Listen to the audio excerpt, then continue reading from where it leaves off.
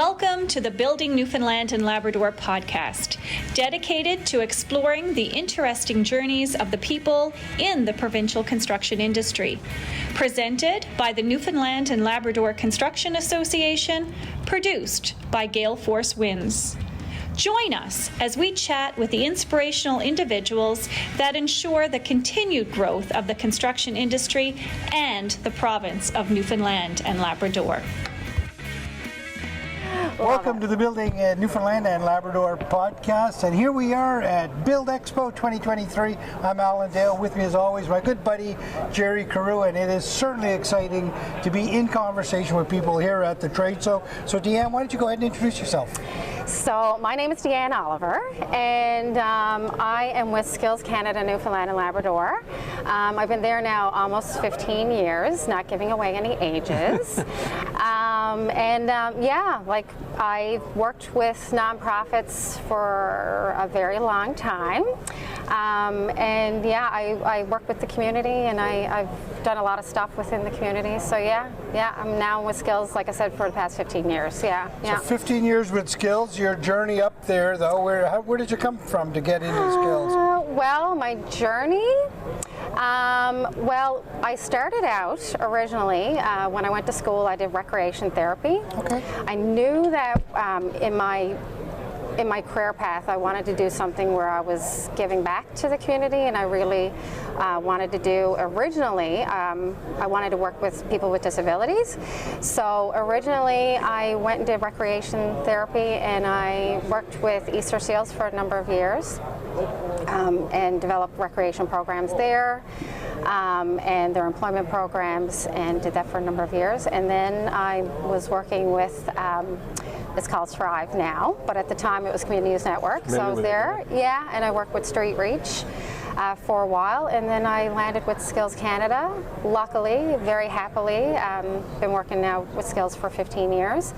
When I originally started, I was doing a lot of stuff around young women and encouraging them to discover their career pathways in skilled trades and technologies, and non-traditional, what they were saying at the time was non-traditional trades. And and then that kind of just developed into working where I've been the last number of years, which is competitions. Wow. So we do a lot of stuff on competitions in trades and technology. Yeah. It's interesting, you just said something. The youth struggle, and I can remember back to my youth, Alan. You probably can't, but I can. Jerry just wow. Jerry just had a birthday yesterday. Oh, so did he? Much older than me. So go ahead, continue on. Nice, Jerry. Nice try. Yeah, he burns me a lot. But youth trying to find what they're good at and what they may do for the future, that's a daunting thing for a young person, isn't it? It is, yeah. So this is what you do. You help them.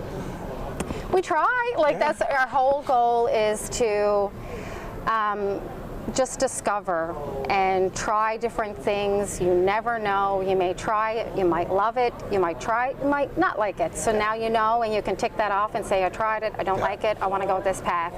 So it's all about just that discovery and their pathway. And for us in particular, it is around predominantly the trades, technologies, and future, opportunities and what that looks like for young people. So that's our thing. Summarize Skills Canada in a few sentences, so if people listening to this, they'd walk away with a better understanding of exactly what it is you do, and then also how you kind of get access to Skills Canada.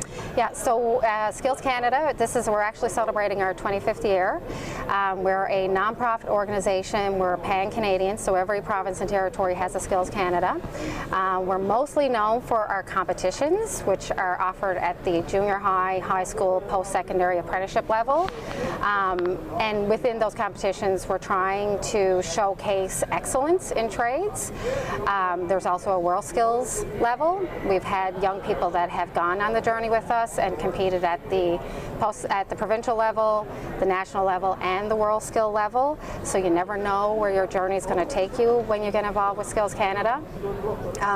That's the competition side of thing. And then we've got the programming side, which is mostly around Skill Futures, which is, again, going into schools, bringing them to post-secondary institutions, and just seeing what that journey looks like for them, and trying out different trades and technologies. So that's it. We're grassroots, nonprofit, in the schools, making connections, that kind of thing. Yeah. 15 years with Skills Canada, particularly in this competition side. Yeah. You must have seen some really interesting things. Oh my gosh. Is there anything that jumps off the page for you? Nationals is something because, you know, in this particular, we're taking a group now to go to Winnipeg in a couple of weeks' time. And it's a very unique situation for us because we've got youth we've got someone that's in junior high that's on the team, and then we've got up to 35. So we've got Really? all of these young people, because in the junior high and high school level, beyond like the technology areas, there's also video production, there's job skill demonstration, there's job search, there's public speaking, so there's soft skill, employability type skill competitions as well. So it's a very unique group because we've got junior highs, we've got high schools, we've got post-secondary apprentices, so they're all different in their journey, they're all different in their pathway, and they all become one. They all become this really incredible networking team, and they all celebrate together. So if someone wins, everybody's excited. When you hear your province being called, everybody goes cracked over it, you know? And so like it's a very unique experience. So there's been many, many memories of really positive, incredible things that have happened. But even just like as simple as a young person that has come to an event with us. I remember in particular a young girl who was thinking about welding, and we weren't doing welding in this particular day. It was a different trade area, but we managed to find 10-15 minutes with an instructor, and he brought her in and did some welding with her, and she started that welding program a couple of months later. It just literally sparked an interest in her. And it just, you know, it just took that little bit of experience and practice and relationship with that instructor, and she was off and going, right? It helps people find their place, doesn't it? It really does, yeah. It's pretty amazing. It must be cool for you to be at the Construction Association's event here. A lot of really exciting things happening in the province. Yeah. Premier talked about them today, about all the really interesting things that are happening, and the folks that are in this room are going to be the people that are going to be leaning in to make a lot of that happen. Yeah. But it's organizations like yours that are going to be providing the foundation with new people, new skills coming in. Absolutely. Must be exciting for you. It's very exciting for us. I've had some great conversations with Rhonda Construction Association, and I think there's some definitely, you know, it does, I know people say this, but it does take a community, and it does take, you know, we bring in certain aspects, and then there's others that bring in aspects that if you put them together, it's just a wonderful relationship, right? So for us, like having a day like this to network and meet people, you know, and meet employers, and you know, find out where are the industries heading, that we can help them when we're guiding our programming. You know, it all makes sense. So this has been an amazing day, for us, There you go, Jerry. Well, you know, I did have some involvement with Skills Canada. I was a judge in something about maybe a decade ago. So I've had, you know, I've been on the periphery, but I saw some really inspiring young people in that particular experience. So I get why you love what you do. I love it, Keep doing what you do. The province needs more of what you're providing. So thank you for doing that. Oh, thanks. And thanks for talking to me. This is awesome. Thanks for joining us on the show, and a really fun and an important conversation. And I love that story about that young person who found her path in welding just by somebody giving their time to show her, right? And that's really what you're all about, is showing people a path, right? And hopefully they'll find their place in there. Thanks again. Thank you.